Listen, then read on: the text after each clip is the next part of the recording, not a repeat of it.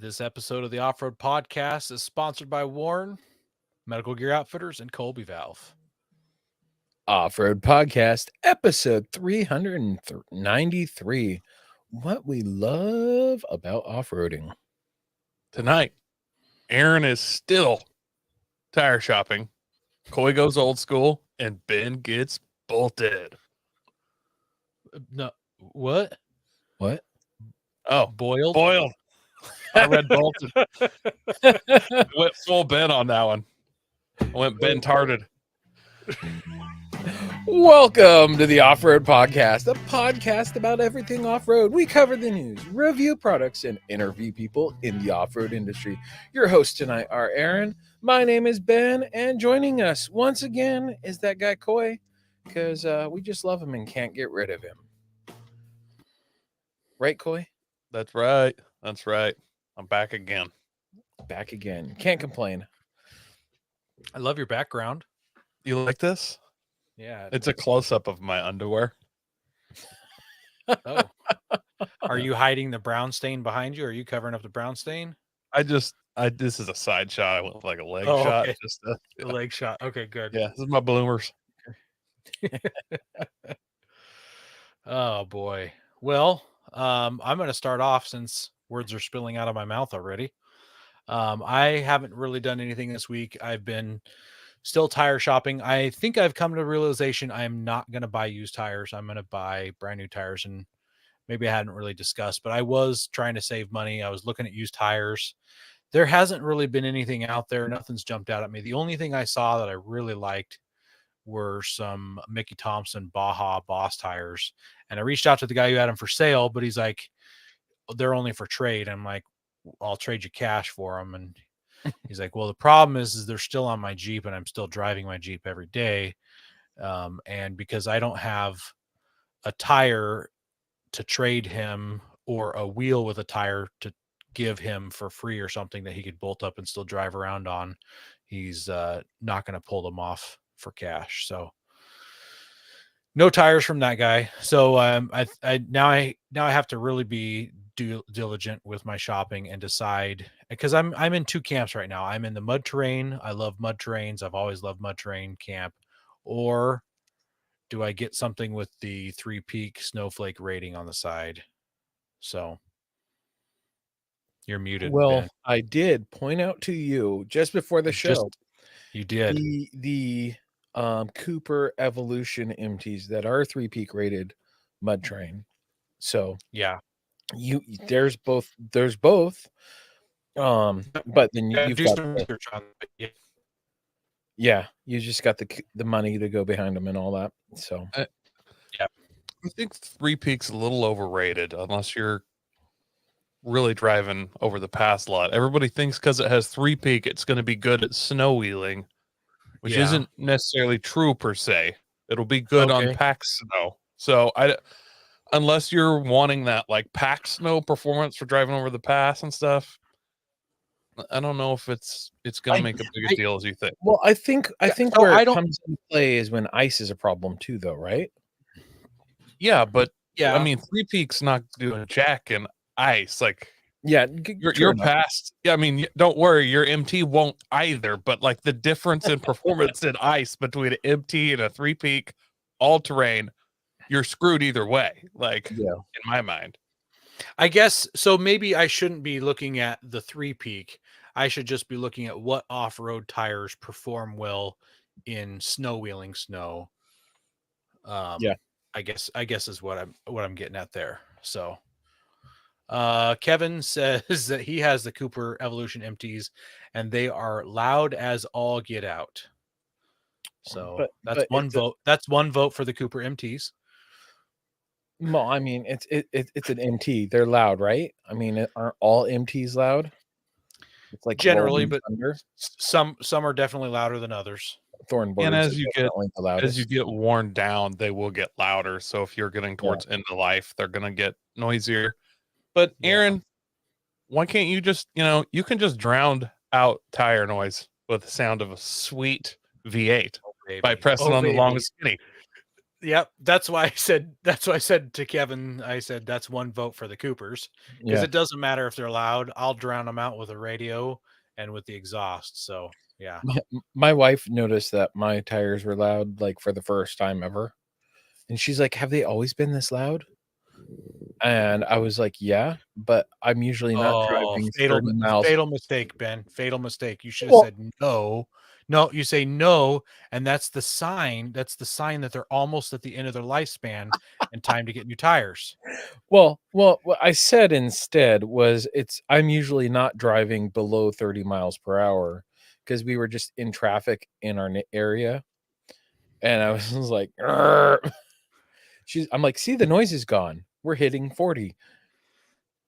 That's Yeah. funny. See, I would have been like, well, my shocks need rebuilt. But I mean, I might as well get new coilovers because you can It's hear how the it's trans wall like that's transmitting in the through the suspension. yeah. Obviously, I need new bump stops. Yeah. Well, I've only got one of those up front. I've only got 3 currently. And you also need to change out the alternator, air quotes alternator. Um, it's an alternator noise. Eric in the comments says radio. Aaron, do you even know what music is? Eric, you know me all too well. I rarely do listen to music. So I do listen to music though, but it's almost always podcasts for me. He's just going to drown it out with a sweet podcast.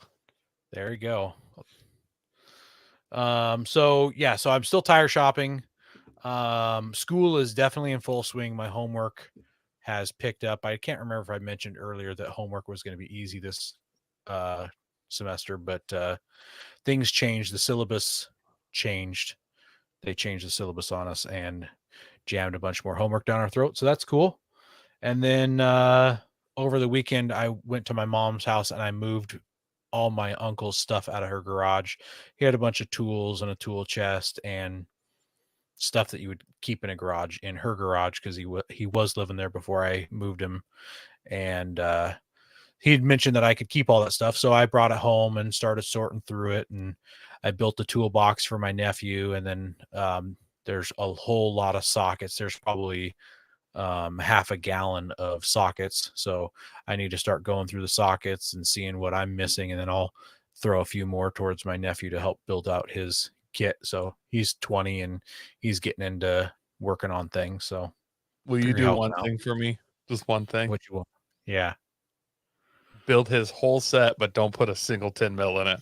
Promise me. Yes. I can do that, but I don't know if he's old enough or savvy enough to get that. It's even better because it won't take long before he realizes he's always looking for a 10 mil. Yeah. Yeah, it's Exactly. true. That's true. Yeah. I mean, if Eric you put asks one if in, there's any tens. if there is one, you should only, or if you know, when you're building it, you should only put one in there and have it in like a 1/4 inch with an adapter to another adapter.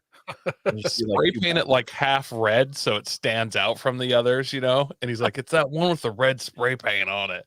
I need that one all the time, but that's going to be the only one he's Yeah. going to lose it, obviously. So Well, you guys know already without me even looking at the 300 sockets that are in this half gallon jug that there isn't a number 10. probably. see, if it's an old guy socket set, sometimes they never use 10s. Like they're missing the 9/16ths, you know? It's like Possible. It's old guys, possible. sometimes 10's not their number. So there might be a brand new 10 that's never been used in there. Yeah. That's possible. Yeah, there Ben, could what be have you been up to?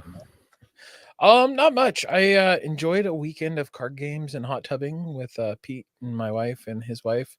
We went and got a cabin out by Mount Rainier. It was a nice weekend of just away from kids and not camping. It was a nice little, almost like a tiny house, though it's about the size of my house. It was big. It was just a 2-bedroom room with place with 2 king size beds and fireplace and fully stocked kitchen. Like literally my only complaint was that the hot tub was too small. Like you would think a place with a hot tub would have like at least a 4-person hot tub. It was a 2-person hot tub. Really? So you and Pete just had to get in by yourselves. Oh yeah. Me and Pete were sitting there cuddling. He was Have rubbing a my feet. romantic evening in the hot tub with you and Yep. Pete. No, but it was fun. We had a fun weekend. And then I came home actually, what was that? Thursday, I was home from work and I saw a county vehicle out by my house. And I'm like, what's he doing? And then You got there with a shotgun? no, I did not chase him off with my rifle. I was like, and then he left, and so I didn't get a chance, and I didn't see any papers anywhere. But I checked online and digitally, my permit got approved for my imaginary septic relocation. So that was nice. And then I checked and I found my permits for my shop, and everything is approved except for they're waiting for engineering to get approved. So, Josh is in the comments and he says he can't wait to see Mount Rainier this summer. I don't think there's any mountains where Josh is at. I think Josh is over in Ohio, I think. is that where they call hills mountains? Yes, I think so. They're like, yeah, it's elevation 400. Yeah. Well, We went to the woods. It's a bunch of cottonwood trees. Yeah, they're all 22 feet tall. Yeah. All culpers. We went to when we're in Montana. It's funny what people call mountains in Montana. It's like, no, that's like going from Sumner into Bonnie Lake or going across the valley going into Puyallup. It's like there's a little bit of a hill there. Yeah, you can see it right down the highway. Yep. What about you, Coy? What's up with you? Honestly, not a lot. I did pick up a secret project this weekend. I had a miserable weekend because I ran out of heartburn medication but I didn't want to go in and buy more. So I just sat here in pain. And in the middle of the night, at one point, I just like ate a spoonful of baking soda to try it off myself. And did it help? Nope, you're alive. There's nothing better for heartburn than baking soda. Like it immediately is just gone that fast as soon as you swallow it.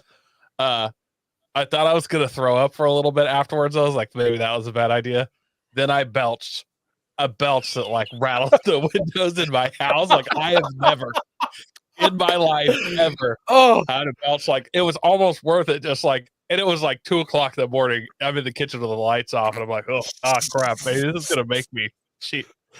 And like the patio doors vibrating. I was like, oh my god, I think I have a superpower. The cops showed up. Yeah. The alarm company they call your phone from the alarm company. Like there's probably was a seismic alert. Okay? Yeah. So that sounds like a fun party trick at one of our next overnight camp trips. Yeah, just get yourself about a shot of water, put baking soda in there, kind of give it a stir, and then throw it back. And it just immediately ends heartburn.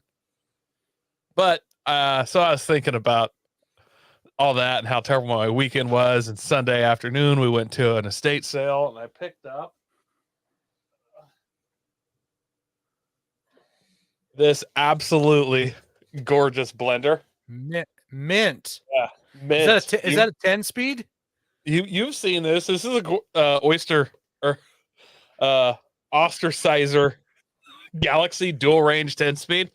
We've all seen one of these, and even you can almost smell the old lady cookies. Like yeah.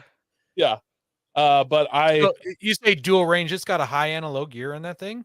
It's got a transfer case. It's got high and low. It also has grate, stir, grind, chop, blend, puree, frappe, whip.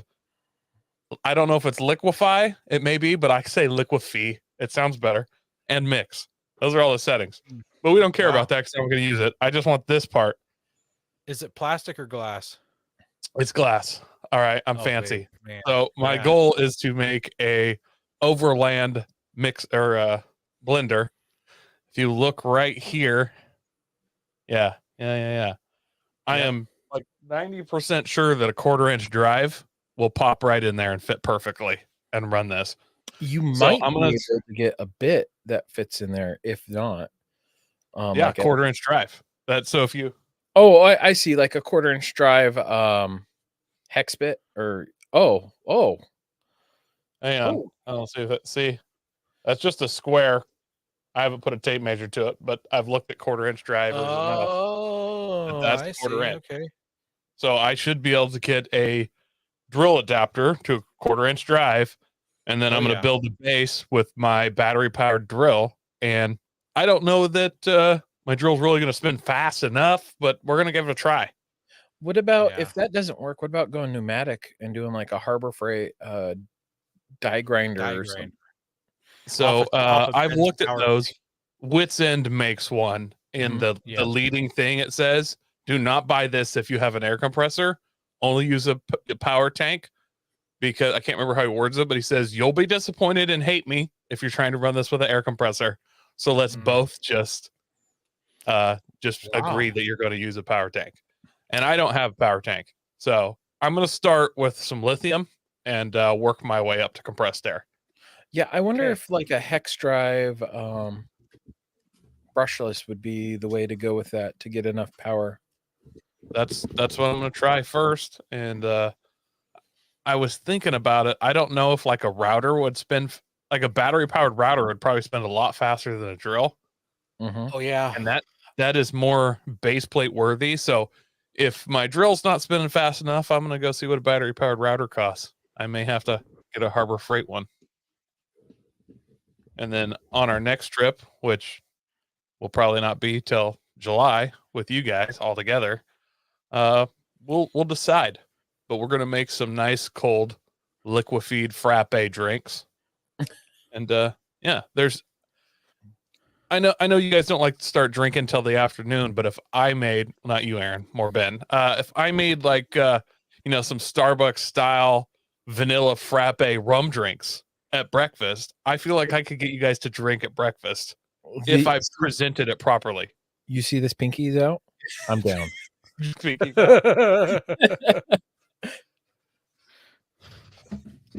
It just sounds Well, like that sounds like a good time. I like the idea of the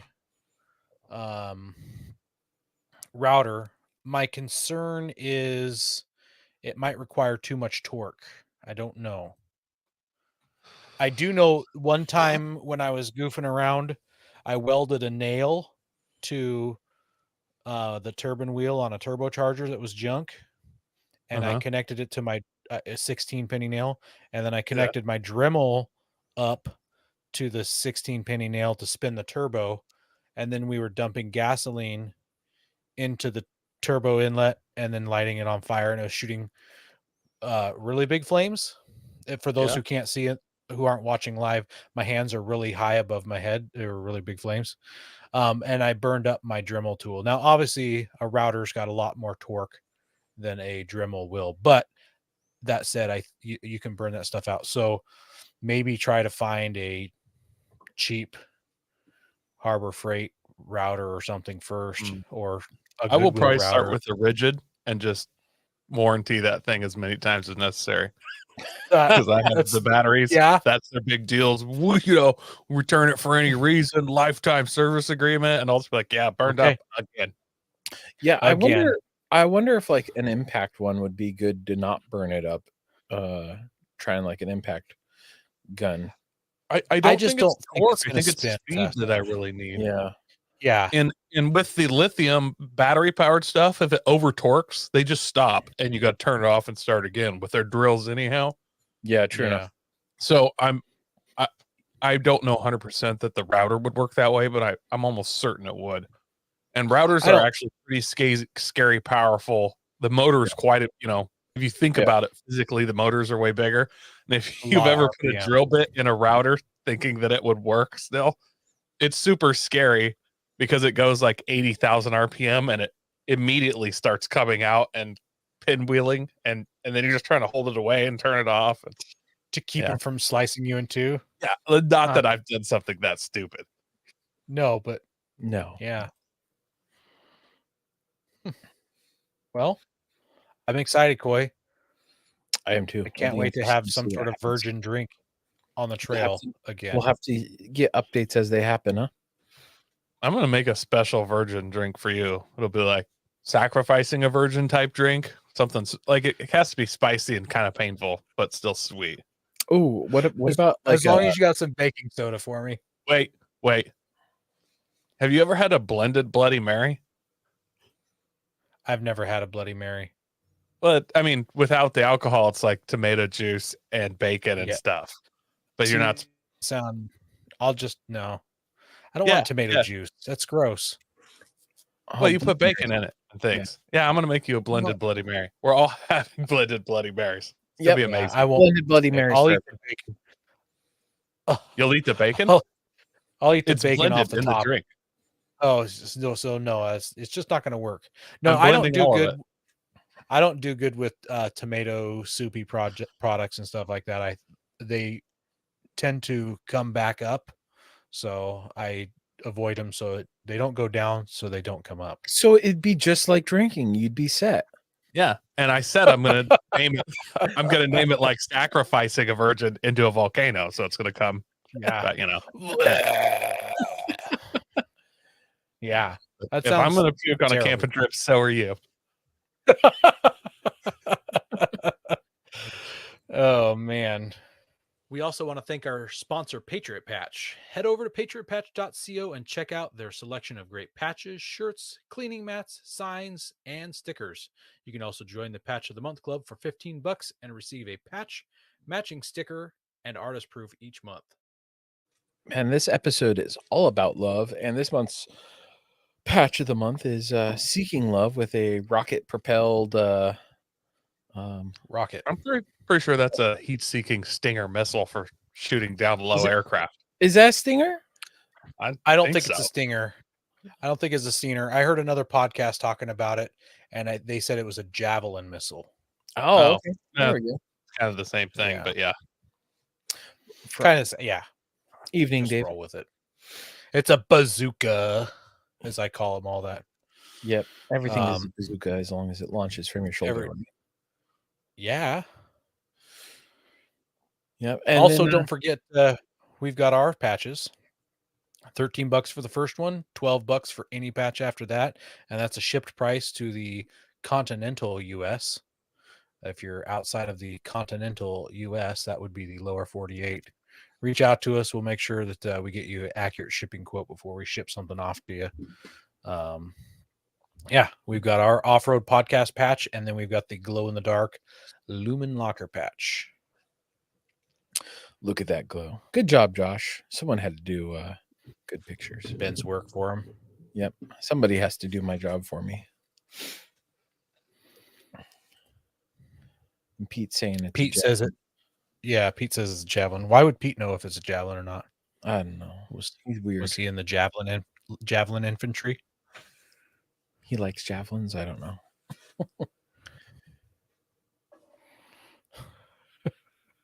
Have tire troubles ever left you deflated? Colby Valve has got you covered. Ever have a valve stem leak? Colby Valve makes reusable and easily replaceable valve stems that don't require you to remove your tire from the wheel. They work with your off-road rig, ATV, side-by-side, commuter vehicle, or even your tractor. Never be left stranded again because of a busted valve stem. They also have a tire repair kit for those punctures that keep you away from doing your favorite thing, wheeling. Make sure to check out colbyvalve.com or ask for them at your local off-road products store. So, Ben, I'll take the first news article tonight if you want to do the second one. So, the first one is from CarBuzz. They're actually both from CarBuzz today. And it is titled that the 300 Series Land Cruiser has been spotted in the United States. So it's been 2 years since they announced that the LC 300 would not be sold in the U.S. And currently isn't. But this one in the photos here, which has a flat tires, I didn't notice that till now. Look at those tires. Yeah, I was looking at that and I noticed all four of them are flat. They're aired way down. Yeah, that at least that side is flat. Probably all four because the other side it doesn't look uneven. So that's strange. Yeah, true. So this isn't just any LC 300. This is the GR Sport Edition, and it was spotted in. I'm just gonna say Indiana because I can't pronounce that city. And it's got Michigan manufacturer's plates on it. So kind of interesting. And just as a side note, the GR Sport model comes with the KDSS system, which automatically controls the front and rear stabilizers independently. It gives you front and rear electronic locking differentials. It's got uniquely shaped bumpers that improve durability in off-road conditions. It's supposed to have the longest wheel articulation of any Land Cruiser, and it gets some interior changes as well. So the guy who spotted this, his name was George Alvarez. He spotted it and he pulled over. He was driving apparently, and he went and talked to the person who was driving the LC300 and asked what it was doing here in the US. And all he was told is that it was a test vehicle. That was all the guy would tell him. So kind of typical of a manufacturer guy. So kind of interesting. There's some speculation that it might be headed to the Chicago Auto Show, which starts in 1 week. And if that's the case, maybe Land Cruiser is going to make an official announcement that it's going to make the return to the US. I don't know. That would What do you be guys think about? that'd be cool. I mean, my problem always with the Land Cruiser has been the price. I mean, an 80 series still you can't find them for under $8,000.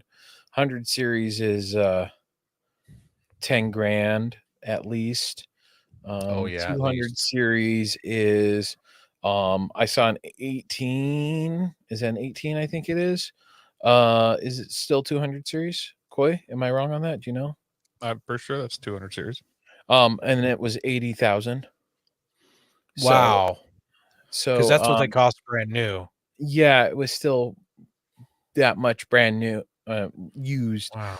And it's just like, granted, this was during the whole used car debacle in the United States with used cars Yeah. being crazy high. But still, I mean, how do people expect us to buy these vehicles if they're so damn expensive? Well, I don't Yep. think it's really a matter of price anymore. When a new Sequoia costs 80 grand, like everything's 80 Yeah. grand. Yeah. Yeah. So if the Land Cruiser's 90 and you're going to pay 80 for something new anyway, is like kind of a no-brainer. I mean, if you're going that route. So everything else has increased in price. Land Cruisers Yeah. seem like obviously a 300 series, maybe it'll be $120,000. I don't know, but I'm starting to feel like some FUD. Back in my day, cars cost $3,000 new. the most I think- interesting part of this article for me is it just, I realize I'd be such a terrible test mule driver. Somebody be like, hey, what's up with that? And I'd be like, check this out, bro. Like I'd look, and if they're driving like off-road rig, but like, I see you got a Tundra or a 4Runner or something. So you know what the fuck this is? Like, go ahead, scratch that. You know what this is? Yeah. And I'm just sorry, guys. And I would just spill my guts. I'd be like, don't tell anybody, you know, like, Yeah. and they always get these guys that are like, yeah, it's just a new test vehicle. That's all I can say. It's a test vehicle. And it makes me almost angry. I just want to pee in the air and be like, it's test rain. So like, Yeah. I don't know what, they probably have some NDAs that say something like you'll be charged $1 million if you spill the beans. they could never get $1 million out of me. First of all, like, They just own you. like once you hit like 50 grand, it's just like, you could charge all you want. It's still not, you're not going to get it. Yeah. Yeah. Well, it sounds like we'll know next week. Right? Is that February 11th? Is this week? Yeah, that's a week away. That's Saturday. 5 days. That's 5 days from today. Yeah. So yeah, that is this weekend. Maybe news next week. I think part of the issue is that people will see the Land Cruiser, and I don't think it's going to be $90,000 versus the $78,000 Sequoia. It'll be 100,000. I think it's going to be 110, but I don't think people will understand the value of the Land Cruiser over the Sequoia. They will just say, why is it the Sequoia is even bigger? Why would I buy a smaller vehicle for way more money? They don't understand that it's so robust, and the heritage of it that Toyota has built into it. And you can pack up family and drive it around the world for 20 years and it'll last those 20 years, where the Sequoia probably wouldn't. Yeah. It only lasts 17 years. Yeah. Well, another article here is the Land Rover is adding a third shift for the Defender's production, which I believe is the third row. Because of its popularity, they've No. added the No, not a third row. They're adding a third shift. third shift. Okay. I was gonna say that picture of the Defender is the weirdest looking Defender I've seen ever. Well, there's 3 of them. See, they got the 2-door, the 4-door, and then the 4-door long boy. Extended. Yeah. That's a thing. It's real. That is a thing that's real. If you are a regular listener of this podcast, you would have heard us talk about this in a previous news segment. I work in Portland a lot, in places like Lake Oswego, and I see a lot of these, but I have not seen one of those long ones yet. So it's interesting. Yeah. Yep. And I've seen lots of the saying that I actually only listen to good podcasts. So see, look, there's another one. There's a long boy traversing the dunes. Well, that's disgusting. I think we compared it to the Ford Suburban Flex. and the Suburban XL. Ford Flex. It's in the way the windows are. It just looks like a ugly Ford Flex, right? That'll never get out of your head now.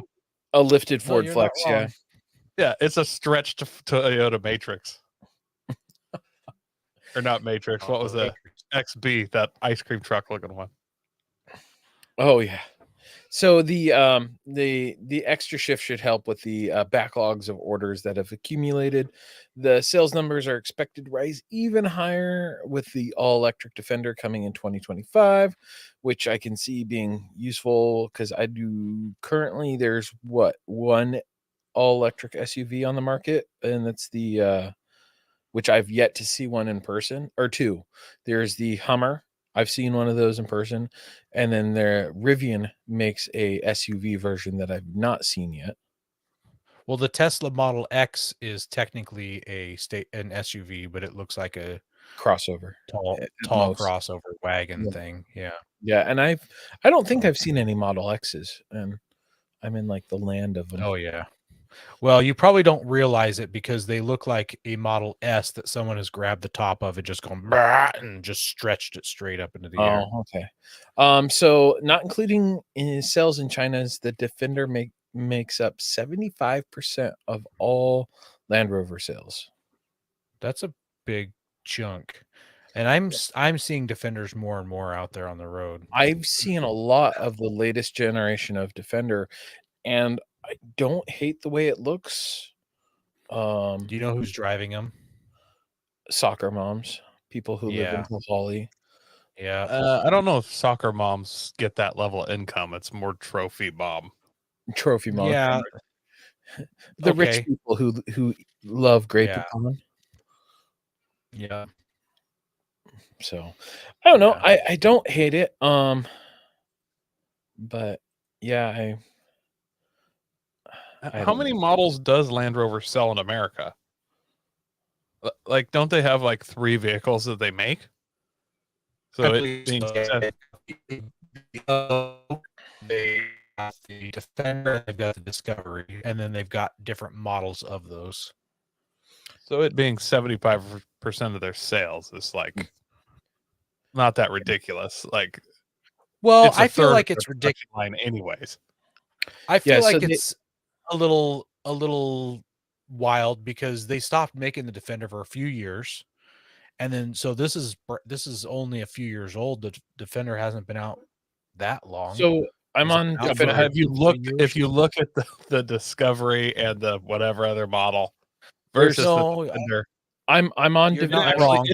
It's the only one where I'm like, I wonder how the used prices are going to be on that in like 3 years, because they So- look really good. And they, I've heard them called the gentleman's Rubicon. And if they can get past the Land Rover reliability issues, like that is a really sweet rig. So Yeah. I'm on Land Rover's website right now. They have the Range Rover, the Range Rover Sport, the Range Rover Velar, the Evoque, and then they have the Discovery family with the Discovery and the Discovery Sport. Yeah, but a lot of those are just models of the same thing, right? Yeah. Sub models. Submodels, and then they Yeah, have so they the have a Defender. Discovery of an Evoque and a Nope, it's Discovery, Range Rover, and the Defender. They've got 3 different vehicles. Is the Range Rover the same as the Evoque, or is the Range Rover and Evoque different? The Range Rover Evoque is an Evoque. The Evoque is a model of the Range Rover family, and Okay.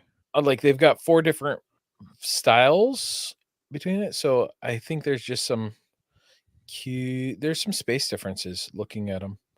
They Mm. say how much square feet are in them. So Square feet. yep, square feet. So they're a little bigger, a little smaller, depending upon the model. So yeah, but still, Ben. But still. Somewhat different platforms. I don't know. I mean, basically, but still, yeah. Well, we also weren't getting the Defender here in the US Yeah, we weren't forever. Like they did like a limited run of them like in the mid 90s, I believe, maybe 96. Can't remember for sure, 93, 94, something like that. But we weren't really getting them here. And so I think that also is adding to the popularity of them. Yeah, So, definitely is adding to the popularity of them.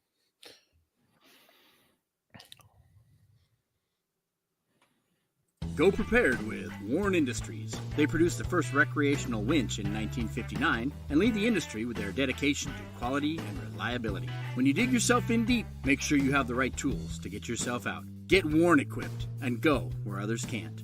Now, let's get ready for adventure and head into our main topic.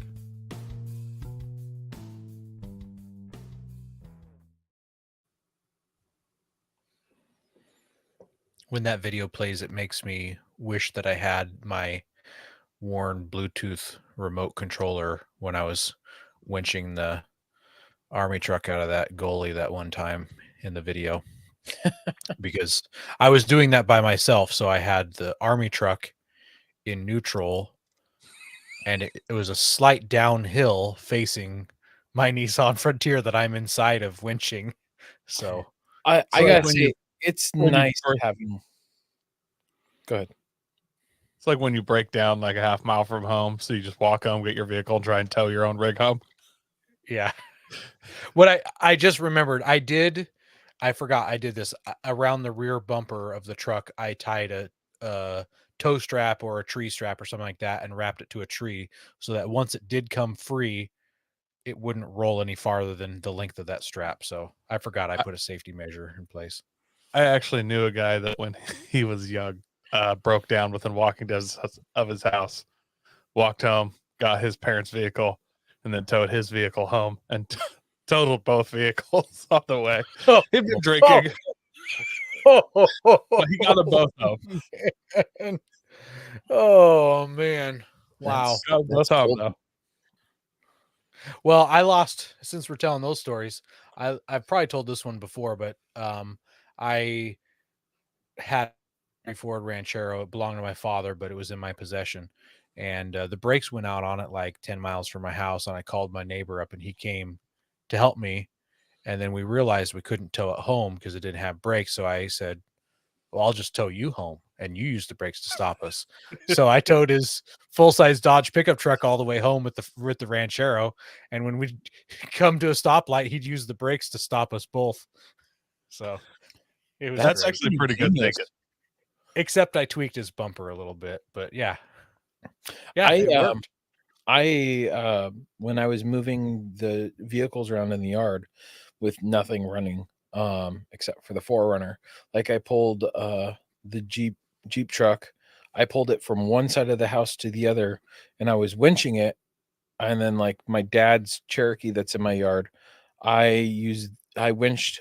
I did a not a double line pull, but I pulled it off the bumper off the Cherokee to the Jeep truck with my 4Runner, and I sat in the Cherokee with my foot on the brake and using the Warren hub to pull the Jeep truck into this onto the side of the house. I need to break down Eric's comment a little more. A former friend of mine rear-ended me with my other vehicle, with my other car. He was not insured. I know this So story. you didn't have insurance on your vehicle, and then he rear-ended you did. with his? No, Eric had insurance, so the other guy was following behind him down in California, and they were in stop and go traffic, and his friend didn't stop when Eric stopped, and so his car rear-ended his own car. Yeah, but why would his friend having insurance make any difference? Insurance follows the car, not the driver. It probably wouldn't. Yeah. Liability. So. Oh, yeah. Well, that's your own fault. You should run full coverage. Stop being poor, Eric. Well, let's change up to our main topic here. So you guys know what's happening in like 8 days from now, right? I forgot already. No, Chocolate goes on sale in 9 days. That much I know. My wife is angry at me. Oh man. No, it's Valentine's Day. Posers. Oh, that's when my wife gets mad at me for not buying her flowers. She just gets mad at you every day, though, so it doesn't matter. Yes. Rick continues being mad at you. Rick says I should pull my Jeep truck to his house. Yeah. Oh, he's offering to let you store it at his house. What a good friend. That's what I'm reading. Yeah, he's going to start the restoration on it. He's probably going to pull the hood off and mount it on his garage. Yeah. Yeah, he probably cuts it in half and mount it in his basement or something. So I thought with Valentine's Day coming up, this would be a great time for us to talk about the things that we love about off-roading. Definitely not our families or our pocketbooks. What? Oh. Yeah, so I'll kick it off here. And it's seeing our friends. So we talk online and there's banter back and forth and you're texting or you're calling your buddies, but it's a lot of fun when you get to go see them in person. You get to go wheel with them. There's a lot of camaraderie, hanging out, goofing around, all that stuff. It is a lot of fun to go wheeling with people that you enjoy wheeling with. So it's so much better. I love that. So much better when it's in person. Like I talk to Aaron once a week, at least, right? At least once a week. And it's so much better seeing in person. Coy, I see, every now and then. I see Aaron in person pretty often, and I don't know it's that much better than talking on the phone. But it's way better on the trail, though. I mean, I don't know. You make some 5 points, I guess. But it's even better when it's on the trail or on a trip. And part of it's the buildup. You know, you're got a trip coming up. You talk about it, all this stuff, all this planning, and then when you get to go in person, everybody cancels, and then you get to see that one friend that actually goes. You know.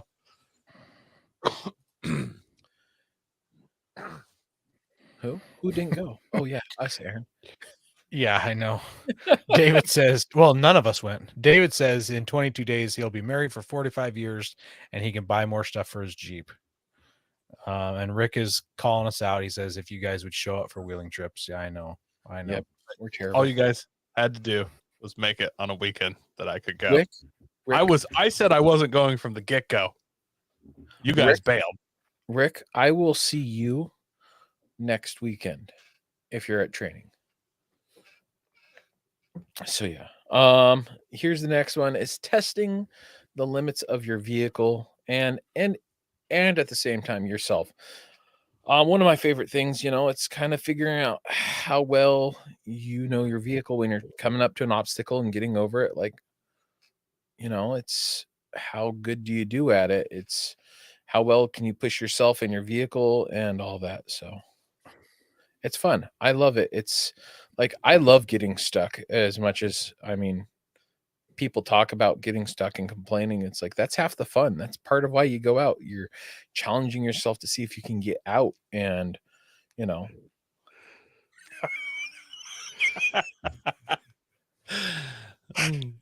I don't need. I'm not even. You're not gonna touch that, boy? Josh in the comments. Josh in the comments says, says Nissans have no limits. I just got to say, my rig is flexed out so hard right now on jack stands in my shop. It's pretty wicked.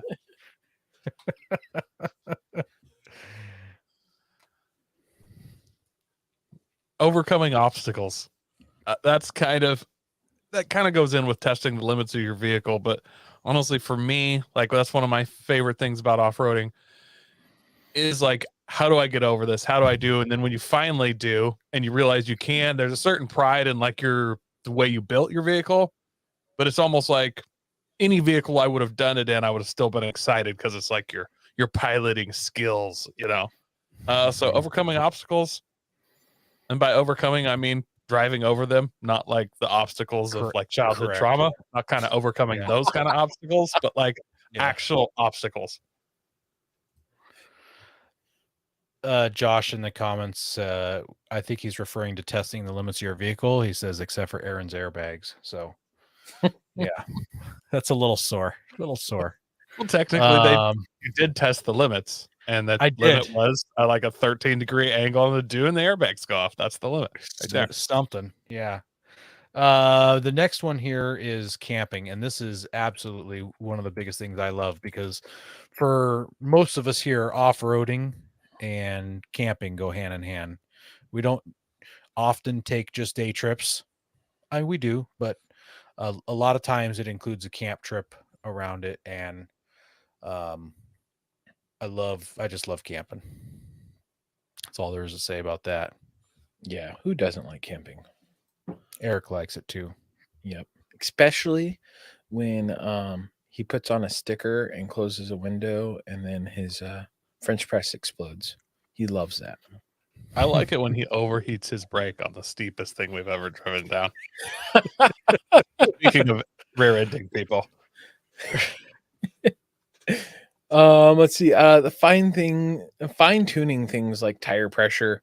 It's fun. It's getting meticulous with your vehicle and oh, do I want to change out these springs and go with a heavier spring? Like right now, my big thing is my rear springs are too soft. I go around a corner and I lean really hard in the rear. It's because I got some super flex springs and I've got too much weight in the back. So I need to go with a stiffer spring just to kind of fine tune it to get it that much better of a ride for me. Yeah.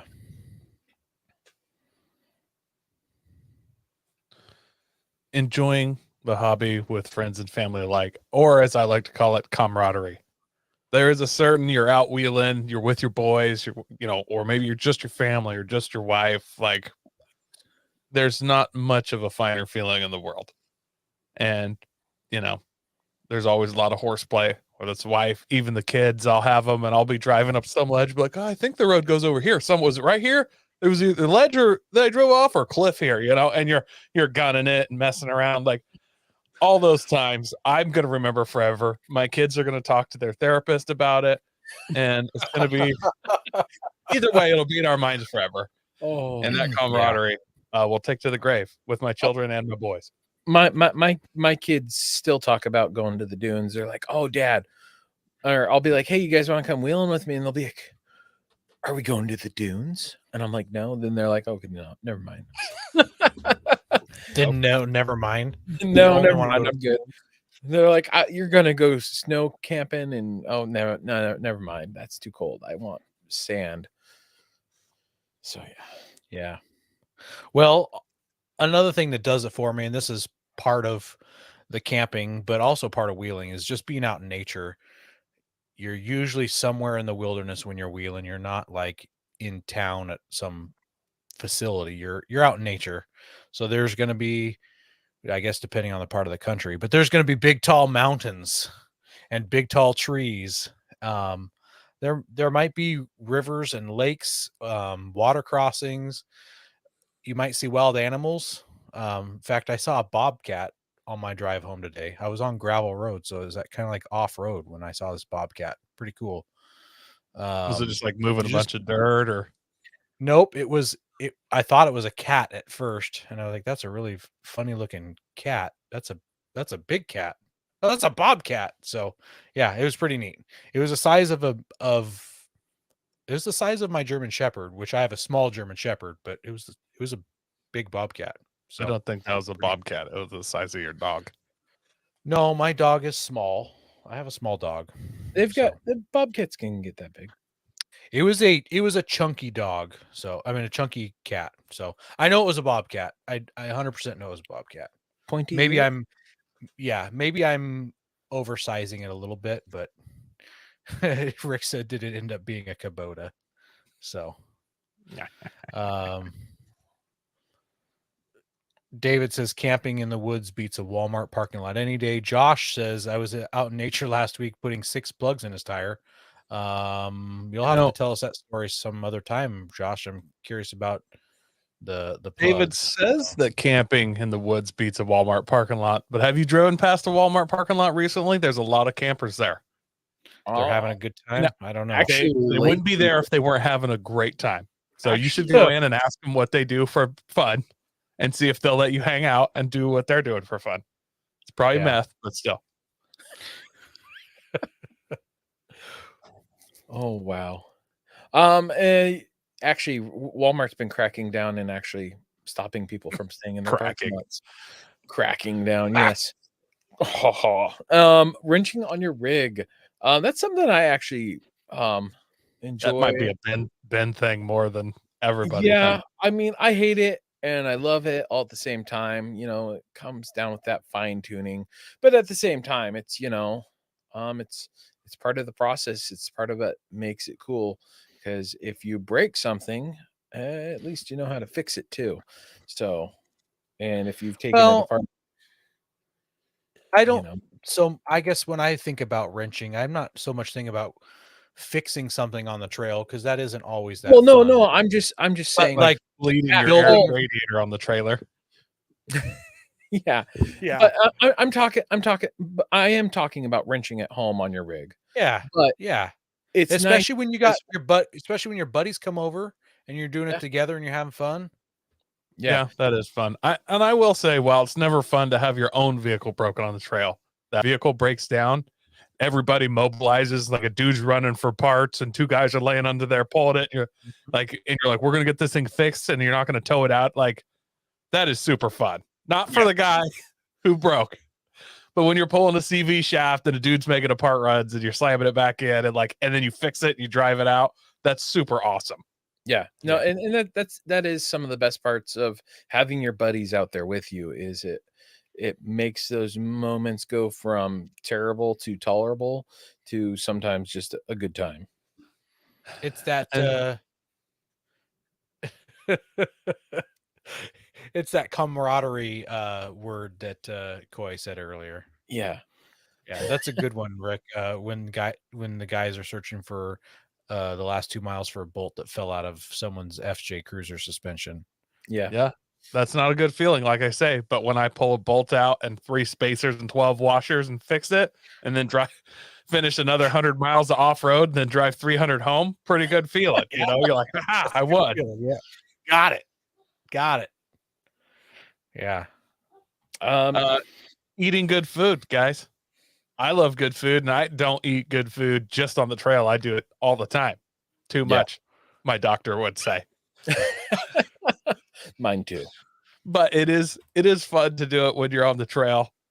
And even if it's not necessarily good food, sometimes just a gallon of nacho cheese dip with the boys is some of the best food you'll have had all month. Yeah. Yeah.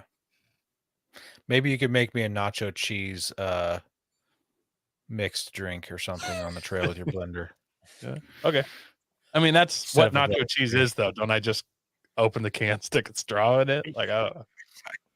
It's got to be mixed somehow. You have to mix the bacon you mentioned earlier. Maybe some of the bacon. Bacon and So. some chips that I crumple up and then blend it and then just drop it. Yeah. I don't know if I can really Yeah. make it a drink. It's more of an otter pop at that point. What if we tried to Go-Gurt. make cups out of tortillas and somehow you like have a metal funnel and you heat the metal funnel up and then you have fire and it like cooks it into the shape of like a waffle cone? I was gonna say, But- so I need to bring a waffle cone maker. I guess. Okay. Well, I mean, I guess. it seems That's what has expensive to be done. and wildly inconvenient, but I'll try. Okay. Well, our next one here is taking photos. And you guys always take those poser shots out there. And when you get home, I'm so guilty of this. You get home, you're like looking through your 400 pictures you took, and there's one picture of people, but there's all the rest are pictures in everybody else's rig. So yeah, taking photos is a lot of fun.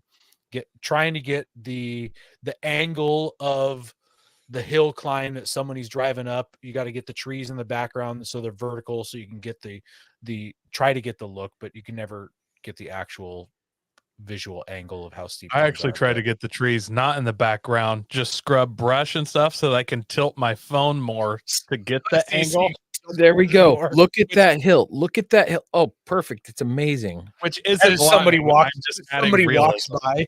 Yeah. Yeah. Yeah. Eric says for the grams. I want to take one soon where I'm like mountain climbing, like I'll lean down like it's that steep, and then somebody take it, even though I could just walk flat ground. Oh, I look forward to the photo. We can try that. Yeah, we can definitely try that for the gram. I'll get a board and I'll like staple some like snowboard bindings into it so that we can like set the board down behind a rock so you can't see it, and then you can actually lean with the photo also to help with the angle. I'll get some of those Michael Jackson shoes. Yeah. Yeah. There you go. Let's see. Driving through something you didn't think you'd make it through. Who doesn't like doing that? It's like, all right, am I gonna make it through this snow drift Ditch. or ditch? Yeah, that shortcut. Speaking of that, I came across in town today. In my little town, there's a Volvo station wagon. Parked like this in a ditch. And it says Ditch King on the side of it. Oh man. Yeah, it's the super boxy but newer ones. The V, they just have a single number, like the V90, I think. Mm, So sounds about yeah. right. Anyways, yeah, the Ditch King. So That's you may probably have like some the fun- name of a new rapper or something that we just haven't heard of. And he's just like, yeah, Ditch King. He really hits it hard, And like, Out of- we think out of it's actually Yam cool. Hill. Yeah. Yeah. Oh boy.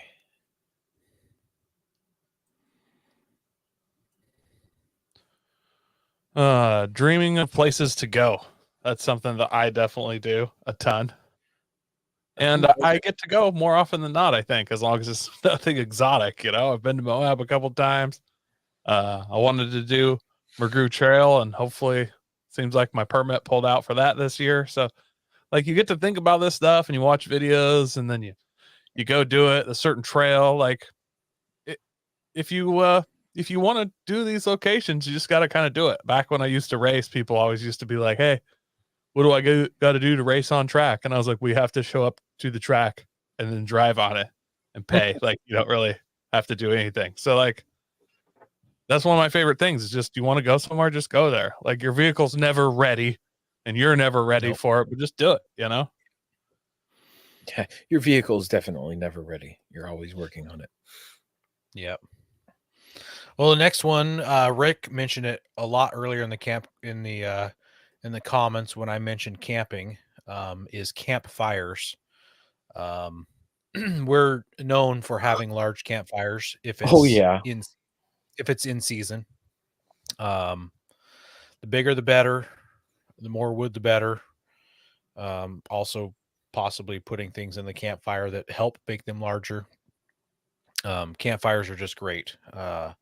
I've said for a long time that just sitting around a campfire like recharges my soul. There's just something about it.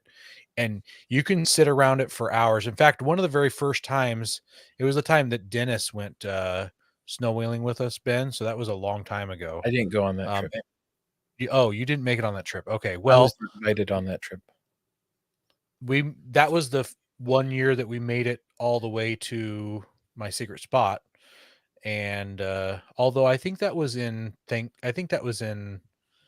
November. November, yeah. So snow wasn't as deep, but we literally sat around the campfire from morning till night on that trip, and it was, oh my goodness, it was so good. Yeah. You know, I agree that sitting around a fire recharges my soul, but it also makes me realize the sham of a world we live in when I have to go back to work Monday, and I'm like, this is just fake. You know, I'm showing up to work 40 hours to buy the house that everybody said I should have, to have the vehicles that I have to pay for to get to work. It's all fake. So You know, we should just be homeless. So it Just so you can simultaneously recharges me and turns me into a horrible conspiracy theorist. And like, yeah, Well, you could be homeless and have a fire every day, Coy. some of them have great fires. I saw a propane tank explosion the other day. It looks cool. I see it in downtown Portland all the time. Yeah, that's where I saw a propane tank explosion. Yeah. Then you realize Jeffrey Epstein didn't kill himself. And you just like, what do you do then? You have to build another fire and recharge again. All right. Well, this next one here, it's planning trips. Who doesn't like planning their trips? Like, you know, it's like dreaming of those places to go. It's like, okay, I'm going here and I'm actually doing it's you've taken those dreams and you've turned them into reality, or at least the start of it, because it's not reality until you're there. Well, and when we get our big trips together, we'll have one or two video chats, kind of like what we're doing now, and figure stuff out and who's bringing what and what's our crazy menu gonna be. And yeah, it's a lot of fun. I know that when I planned that Nevada excursion, as I called it, I had a lot of fun also mapping it out on Gaia and dropping pins and creating waypoints and all that stuff. It's a lot of fun for me. I love it.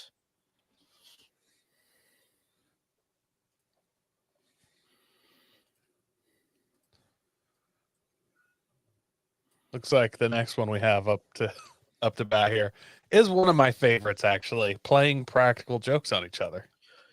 I love making it look like someone's Jeep is on fire. That's always fun. There's not a lot of times left in the modern man's life to be like legendary. Like, you're not going to find a new country or discover a lost temple anymore. But you can be remembered by somebody else, by your group of friends, as the guy who did some epic prank so almighty that they don't even know how to top it. You know, like, that's the last place where you could truly be a Christopher Columbus. I don't think I've ever seen Rick freak out that much. I don't even know if that's the best prank that's ever been pulled. It was a good prank, and Rick fully deserved it. So that made it better. Yeah. He spent all weekend fake tipping my chair over. And I finally was just like, Rick, I pick you, Pikachu. I pick you. I choose you. And then we fake lit his Jeep on fire. And everybody knew about it but him, pretty much. Yep. And it was funny. I'm not going to lie. That was a good joke.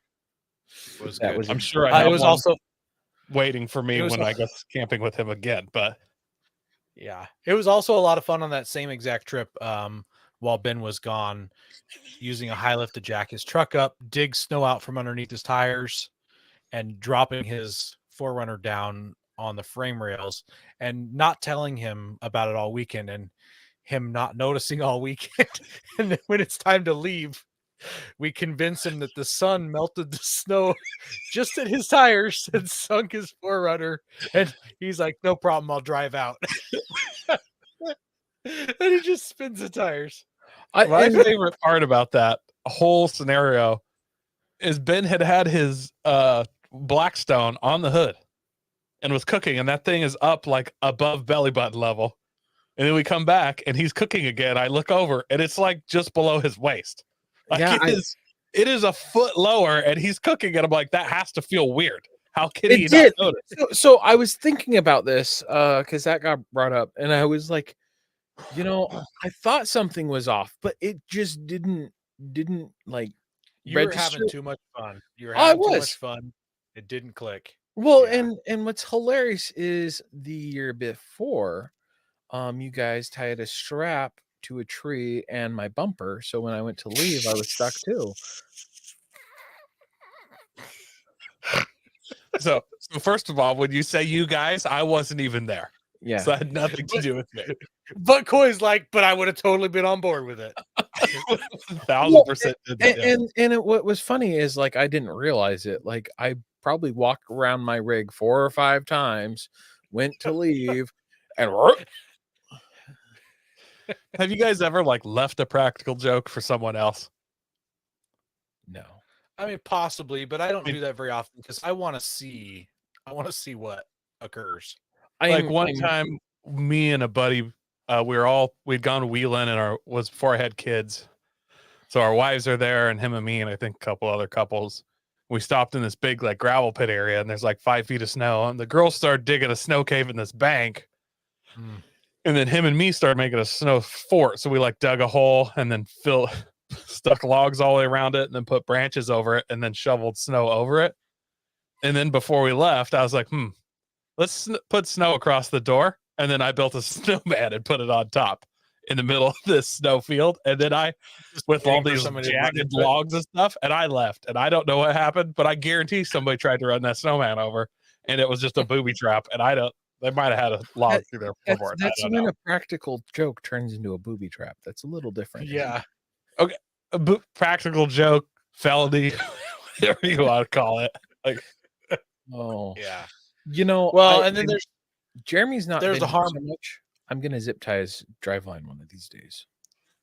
Well, I was just gonna say there's those kind. A few years back, Rick came out wheeling with us, and he zip tied some zip ties to a few of our drive lines when we weren't paying attention. Classic. It's good times. Josh says to unplug a wheel speed sensor and watch their face sync as all the warning lights come on. Yeah, especially if you can reach in there. All the lights come on. Yeah, it goes full Christmas tree. Well, our last one here is very applicable because we've been doing it for the past 5 minutes. Is telling stories for years to come. So that's so much fun to remember the trips that you went on, and remember that one time we brought a 10-pound can of or a number 10 can of nacho cheese sauce. Or you remember that time where Ben 35 pounds of tannerite, yeah, and we drug Ben in the ditch for a quarter of a mile, or that owl had bronchitis. Yeah, or when the owl had bronchitis, or all these things. The tannerite, just having big explosions in the woods with tannerite. Time we filled a Rotopax container full of alcohol. Yeah. The time Rick went skinny dipping in the middle of the winter. Which time? Which time? Yeah, which time hasn't Rick gone skinny? You have to be wildly more specific. One of my favorite parts.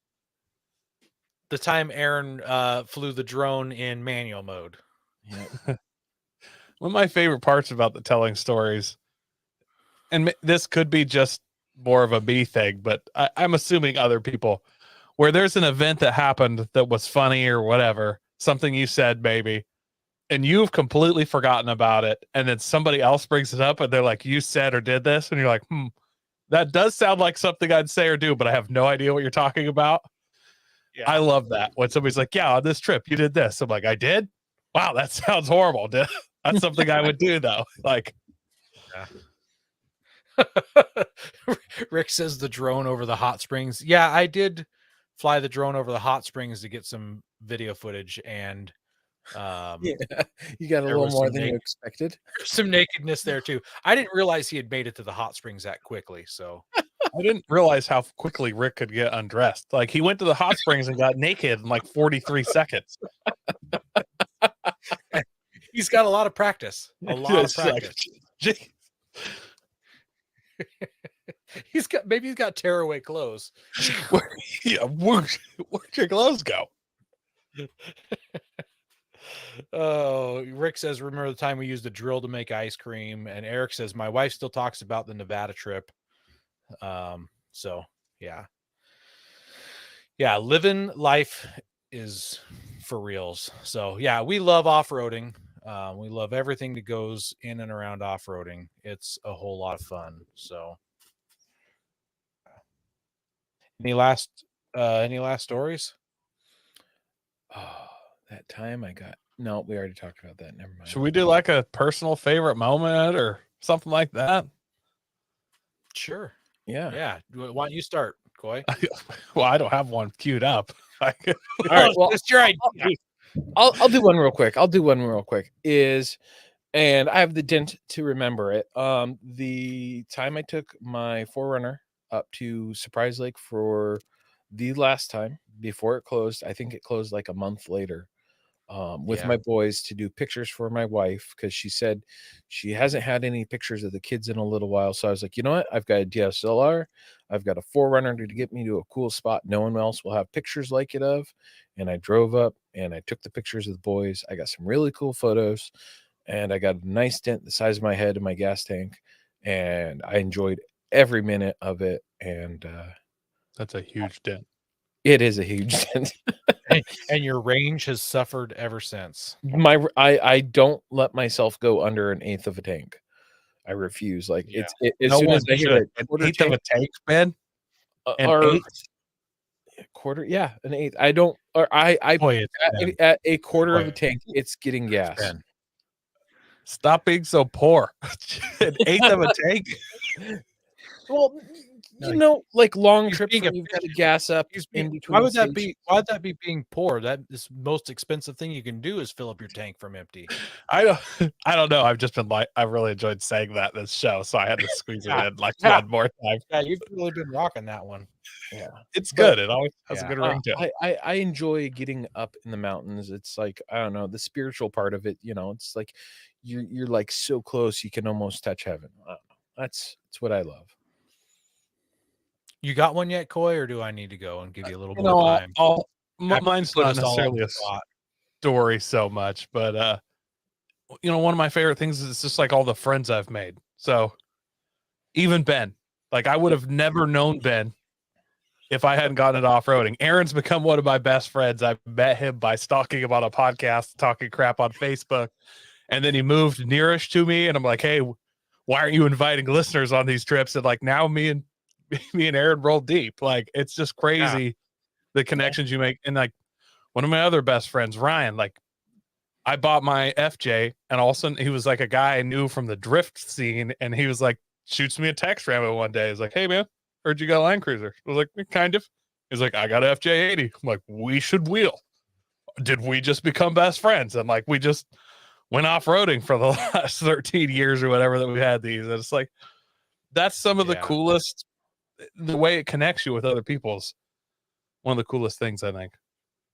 Yeah. And then it's not so much even the off-roading. It's like the hardships you overcome together, whether it's me and Aaron changing a CV shaft in a gas station parking lot in Colorado, or like one time there, me and buddies got there was this guy diesel swapped a 4Runner. We did this inventive way to get it going again up in the snow. You like these things you overcome together are some of my favorite memories. Like it surprises me that like I've lived this life where I got to overcome this thing. Like I never thought as even a 20-year-old that I was ever going to be in Colorado changing the CV shaft of a buddy's truck with him, like on this epic adventure. Like you don't even, I don't know, maybe I'm romanticizing it too much, but like you get to do these amazing things and overcome these things and have more fun than you can imagine having with people you never thought you'd meet. I mean, who would have thought I was flying a kite in the middle of Nevada while waiting for everyone to finish looking for that bolt that we never Looking found? for a bolt. Exactly. I did look for it for a while. I And a will. nut. And a nut, yeah. You did not overcome that hardship with me, Ben. You literally flew a kite while I was looking. Like, No, I was done looking at that point. I was like, okay. I'm just saying, you are not in the crowd of people that overcame that hardship with me. You were flying a kite. Yep. Yeah. Well, so for me, it was that Nevada trip that we're talking about here. I had been to Nevada once before in a similar route, like 2 or 3 years earlier, and had an amazing time. And so getting to plan that trip out and show you guys everything that I got to see and make some wrong turns and camp at some amazing places. Just it was a lot of fun. When I see something really cool, and maybe it might just be a man thing. When you see something really cool, you're like, dude, you got to check this out. This is so awesome. Did you smell that? You got to check this out. It smells terrible. Dude, taste this. It tastes amazing. Drink this. This is awful. It's just what we do as men. And so when I had this awesome experience in Nevada, checking out some old homesteads and some hot springs and some cold springs and high mountain vistas and frozen lakes, I was like, I have to, I can't keep this quiet. I got to share this with my friends. So yeah, I really had a lot of fun taking you guys out on that trip and showing you a bunch of really cool stuff and finding more cool stuff while we were there as well. Yeah. Yeah. Well, thanks to everyone who listens to us weekly, and also those who watch us live on YouTube. You guys make the show that much better, and we appreciate you for that. And we just appreciate you for listening. So share us with your friends, help us grow. We do love our listeners. God bless America, and happy Valentine's Day once it happens. Don't forget to visit Patriot Patch and join the Patch of the Month Club. Check out our Gaia affiliate link for up to 40% off. Also, don't forget to head over to Warren Medical Gear Outfitters and Colby Valve to see all their great gear. We're a proud part of the Firearms Radio Network. Got a comment or question? Send it to us through our webpage at firearmsradio.net or through our social media channels by searching for Offroad Podcast. Also, you can listen to us live at overlandradio.com Mondays at 7 p.m. Pacific. When off-road, please remember to have fun, tread lightly, be safe, and courteous. Thanks for listening. Which one of you guys going We to love kiss you me too, first? Rick. Say that again, Coy. I said, which one of you guys going to kiss me first? Oh, I'll go for it, buddy.